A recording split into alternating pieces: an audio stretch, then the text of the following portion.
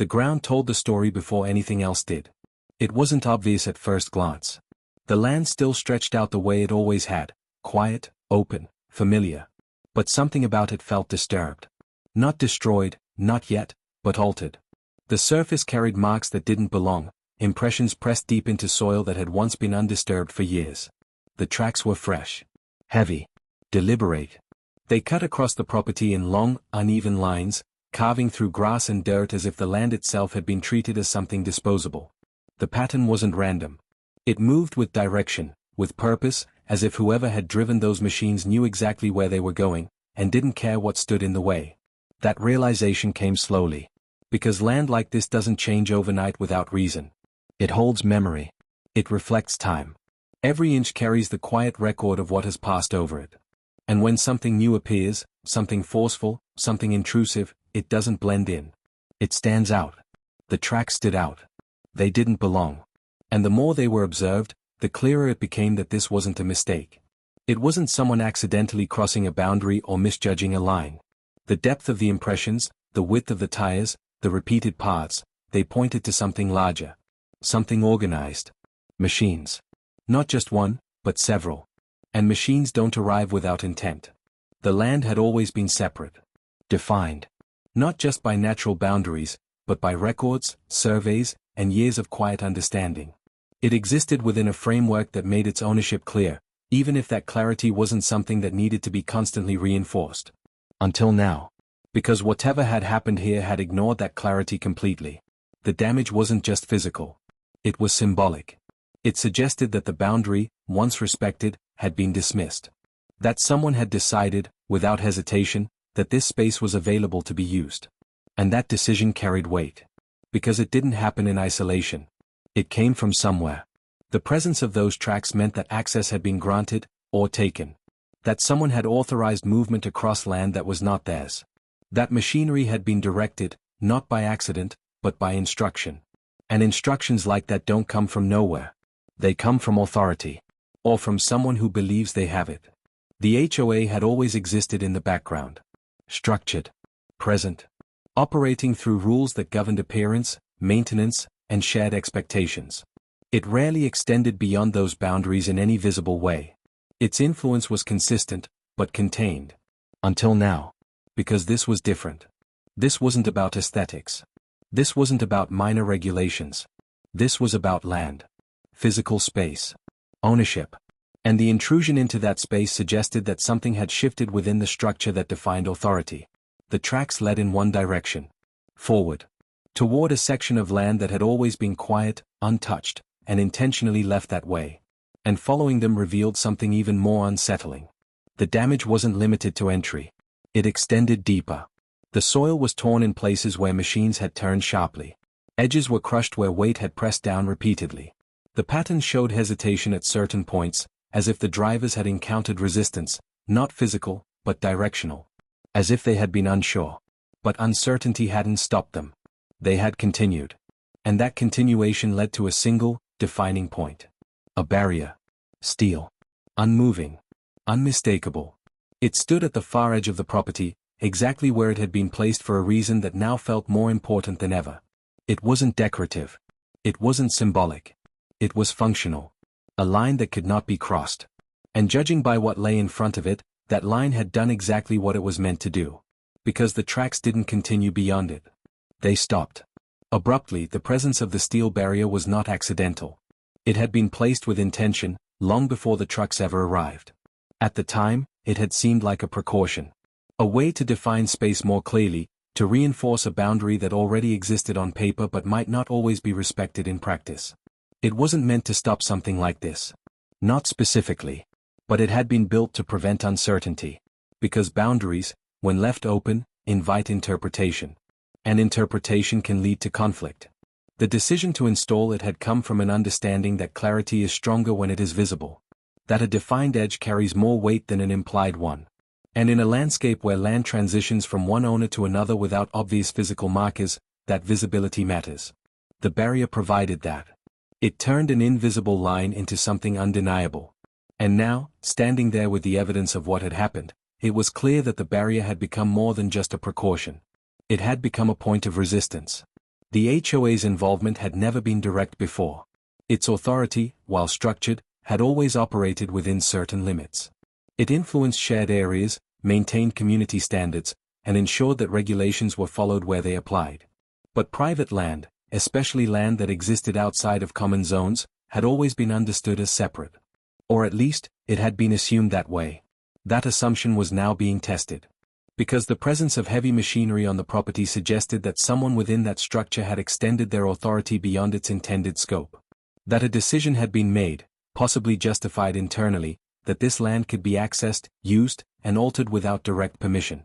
And that kind of decision doesn't happen lightly. It requires reasoning. Even if that reasoning is flawed. The possibility that the land had been misclassified began to take shape. That somewhere within the HOA's records, maps, or interpretations, this section had been viewed differently than it actually was. Perhaps as shared space. Perhaps as undeveloped common land. Perhaps as something that fell under their control. But reality does not change based on interpretation. Ownership is defined. Documented. Established through records that do not shift simply because someone assumes they can. And if those records had been overlooked, or ignored, then the issue was not just about trespassing. It was about misjudgment at a structural level. The kind of misjudgment that reveals deeper problems within how authority is applied. Because systems rely on accuracy. They depend on correct information, properly understood and properly used. When that information is misread or misapplied, the actions that follow can extend far beyond what was intended. And that extension was now visible in the form of damage. Tracks. Disruption. A path carved through land that had not been meant to carry anything like this. The more the situation was considered, the more it became clear that this wasn't a single mistake. It was a chain. A series of decisions that had built on each other, each one reinforcing the last, until the outcome felt justified to those making it, even if it was fundamentally incorrect. The trucks didn't arrive on their own. They were sent. Directed. Authorized. And that meant someone had believed they had the right to do so. The question was where that belief came from. Because understanding that would reveal whether this was an error that could be corrected quietly, or something that needed to be addressed more directly. The barrier, standing firm at the edge, had already done part of that work. It had forced the situation to stop. To pause. To reveal itself. Because without it, the damage might have continued. Extended further. Gone beyond recovery. Instead, it had created a moment. A point where action met resistance. And in that moment, the truth of the situation became impossible to ignore. The stillness around the barrier carried a different kind of weight. Not tension. Not movement. But consequence. Everything that had led up to that point was visible in the ground. The tracks, the damage, the direction of movement. But beyond the barrier, there was nothing. No continuation, no extension of the disruption. Just untouched land, exactly as it had always been. That contrast mattered. Because it showed what could have been lost. And what had been protected. The barrier had not just stopped machinery. It had preserved something. The integrity of the land beyond it.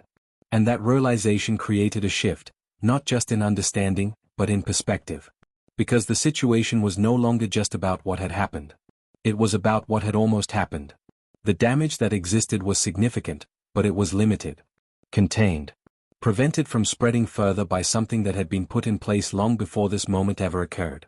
That foresight now carried meaning. Because without it, the outcome would have been different. Was. The emotional response to that understanding was complex. Not immediate anger. Not simple frustration. But a layered awareness of how close the situation had come to becoming something much larger.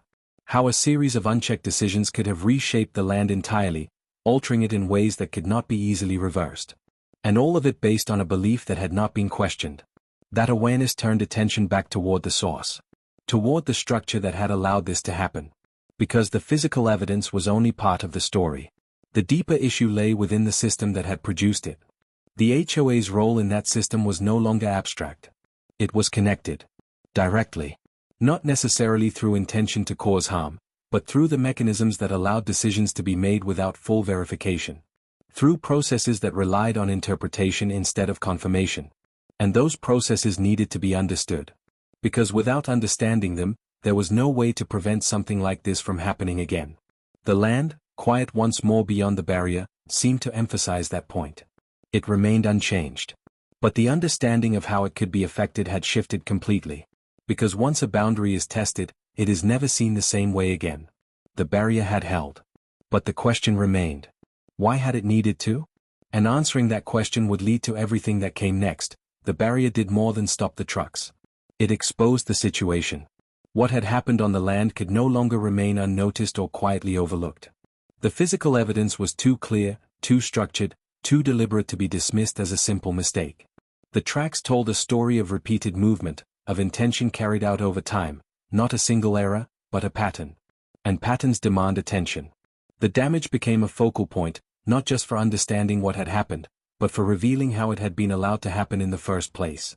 Because machinery does not move across land without coordination.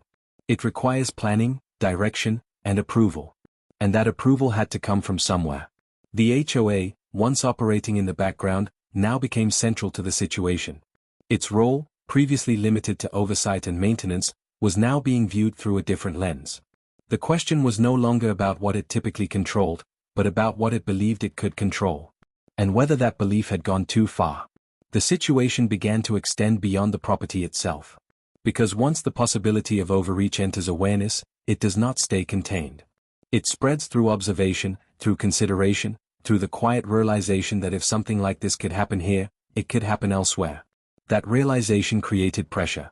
Not loud or confrontational, but steady. Because systems that operate without scrutiny rely on consistency. And once that consistency is questioned, even slightly, the structure begins to shift. The barrier had created a pause. A moment where action could no longer continue unchecked. And in that pause, the need for clarity became unavoidable. Because without clarity, the situation would remain unresolved. And unresolved situations do not disappear. They build. The answer was not found in the damage. It was found in the records. What had appeared to be a straightforward boundary issue revealed itself to be something far more defined. The land, as documented through official surveys and property records, carried a level of clarity that left little room for interpretation. The boundaries were precise. Established long before the current structure of the HOA had taken shape. Defined through measurements, markers, and legal descriptions that outlined exactly where ownership began and ended.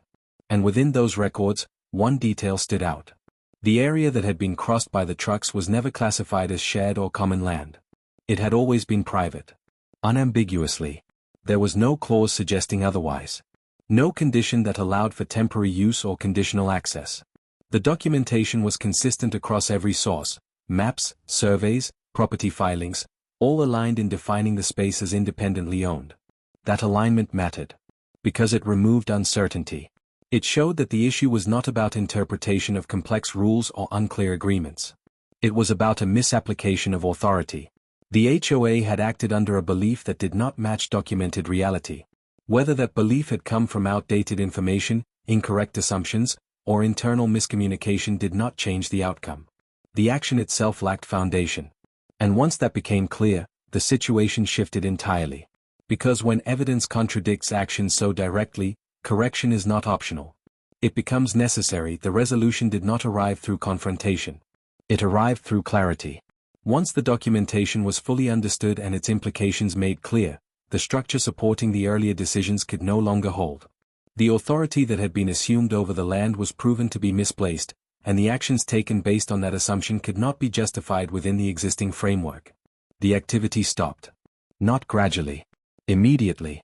The trucks, which had once moved freely across the land, were no longer present.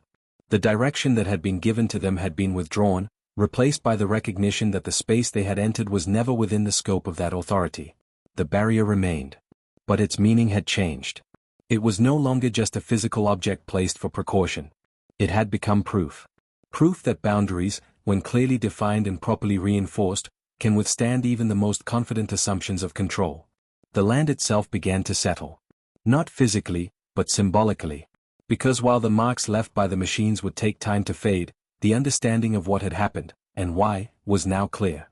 The system that had allowed the situation to occur had been examined, and in that examination, its limits had been re-established. The impact extended beyond the property. It reached into the structure of how authority was understood within the community.